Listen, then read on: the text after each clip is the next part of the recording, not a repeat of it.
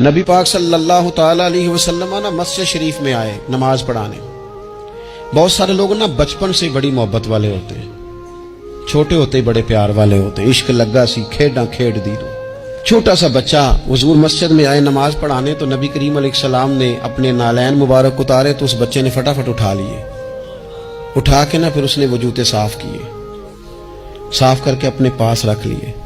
حضور نماز پڑھا کے باہر نکلے، چھوٹی سی عمر ہے، اس نے حضور کے سامنے نا وہ یوں کر کے نالین شریف رکھے، کریم رسول نے پہن لیے، حضور مسکرا کے چلے گئے۔ کیسا نصیبوں والا بچہ ہے۔ اگلی صبح پھر حضور نماز کے لیے آئے تو اس نے اسی طرح محبوب نے جوتے اتارے تو اس نے اٹھا لیے، پھر حضور کے جوتوں کو صاف کیا، پھر اپنے پاس سنبھال لیے۔ حضور نے نماز پڑھائی، فراغت کے بعد کریم نکلے تو اس نے پھر اسی طرح جوتے رکھے۔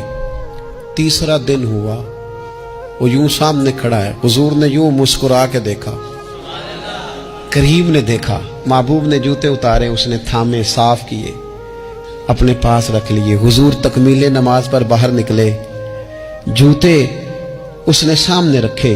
اب حضور نے پوچھا بیٹا کیا نام ہے؟ یعنی حضور نے پوچھا، نبی کریم میں نے سنا ہے وہ بن سنور کر میری عیادت کو آ رہے ہیں۔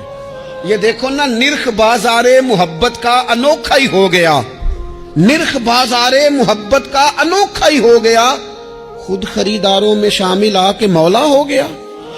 یعنی حضور نے خود حال پوچھ لیا، نبی کریم نے حال پوچھا کیا نام ہے؟ اس نے کہا فلاں نام۔ باپ کا کیا نام ہے؟ حضور فلاں بن فلاں۔ کس قبیلے سے ہو؟ یا رسول اللہ فلانے قبیلے سے۔ فرمایا تمہیں کس نے کہا میرے جوتے اٹھاؤ، صاف کرو، پاس رکھو، جب نکلوں تو دو؟ عرض کرنے لگے حضور کسی نے بھی نہیں کہا، میرا دل کرتا ہے۔